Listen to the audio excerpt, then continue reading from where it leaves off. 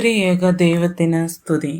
ഇന്നത്തെ ധ്യാന വിഷയം the first promise of the Xavier, രക്ഷകനായ യേശുവിൻ്റെ ആദ്യ വാഗ്ദാനം. അതിനായി തിരഞ്ഞെടുത്തിരിക്കുന്ന വേദഭാഗം ഉൽപ്പത്തി പുസ്തകം 3-ാം അധ്യായം 15-ാം വാക്യമാണ്.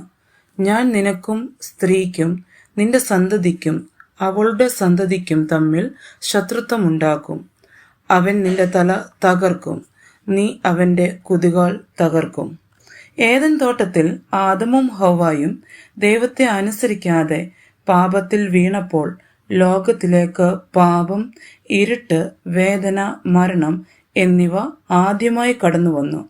മനുഷ്യൻ ദൈവത്തോടുള്ള ബന്ധം നഷ്ടപ്പെടുത്തുകയും തൻ്റെ ജീവിതത്തിൽ വലിയ ഒരു ശൂന്യതയും നിരാശയും അനുഭവിക്കുകയും ചെയ്തു. ആ നിമിഷം മനുഷ്യരാശിക്ക് എല്ലാം നഷ്ടപ്പെട്ടതുപോലെ തോന്നി. പക്ഷേ പ്രധാനപ്പെട്ട ഒരു കാര്യം ഇതാണ്: മനുഷ്യൻ ദൈവത്തെ വിട്ടുമാറിയെങ്കിലും ദൈവം മനുഷ്യനെ വിട്ടുമാറിയില്ല. മനുഷ്യൻ പാപത്തിൽ വീണതിന് പിന്നാലെ ദൈവം ഉടൻ തന്നെ ഒരു വാഗ്ദാനം നൽകി. അതായിരുന്നു ഉൽപ്പത്തി പുസ്തകം 3-ാം അധ്യായം 15-ാം വാക്യം. വിശുദ്ധ വേദപുസ്തകത്തിലെ ആദ്യ സുവിശേഷം അഥവാ the first promise of the Xavier.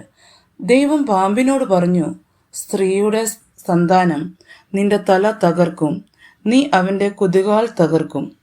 ഈ വചനം ഒരു ചെറിയ വാഗ്ദാനം മാത്രമല്ല, പിന്നെയോ മനുഷ്യരുടെ ചരിത്രത്തിൽ ആദ്യമായി ദൈവം നട്ട പ്രതീക്ഷയുടെ വിത്താണ്. ഇവിടെയുള്ള സ്ത്രീയുടെ സന്താനം എന്നത് വരുവാനിരിക്കുന്ന രക്ഷിതാവായ യേശുക്രിസ്തുവിനെയാണ് സൂചിപ്പിക്കുന്നത്.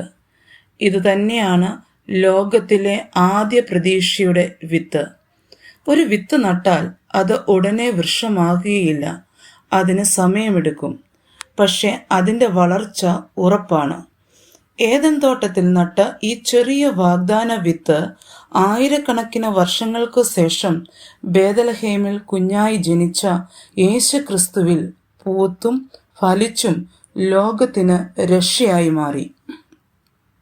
യേശു പാപത്തെയും ദുഷ്ടതയും മരണത്തെയും കീഴടക്കി ദൈവത്തിൻ്റെ ആദ്യ വാഗ്ദാനം പൂർണ്ണമായും നിറവേറ്റി.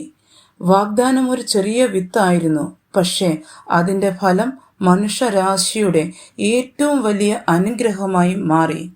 ഇന്ന് നമ്മളിൽ പലർക്കും സ്വന്തം ജീവിതത്തിൽ നിരാശയുടെ പല നിമിഷങ്ങളുണ്ടാകും. പക്ഷേ ഈ വാക്യം നമ്മെ പഠിപ്പിക്കുന്നത് ഒന്നാണ്: ദൈവം നട്ട പ്രതീക്ഷയുടെ വിത്ത് ഒരിക്കലും നശിക്കുകയില്ല എന്നതാണ്. നമ്മുടെ ചെറിയ ഒരു വിശ്വാസ വിത്ത് പോലും ദൈവത്തിൻ്റെ കയ്യിൽ വലിയ അത്ഭുതങ്ങളായി മാറും. മനുഷ്യൻ വീണ ദിവസം തന്നെയാണ് ദൈവം രക്ഷയുടെ വഴിയും തുറന്നത്. അതുകൊണ്ട് ഏത് സാഹചര്യങ്ങളിലും ദൈവം നട്ട പ്രതീക്ഷയുടെ വിത്ത് നമ്മുടെ ജീവിതത്തിൽ ദൈവത്തിൻ്റെ സമയത്ത് തീർച്ചയായും ഫലം തരുന്നതാണ്. അതിനായി നമുക്ക് പ്രാർത്ഥനയോടെ കാത്തിരിക്കാം. കർത്താവായ ദൈവം നമ്മളെ ഓരോരുത്തരെയും സമർത്ഥമായി അനുഗ്രഹിക്കട്ടെ. ആമീൻ.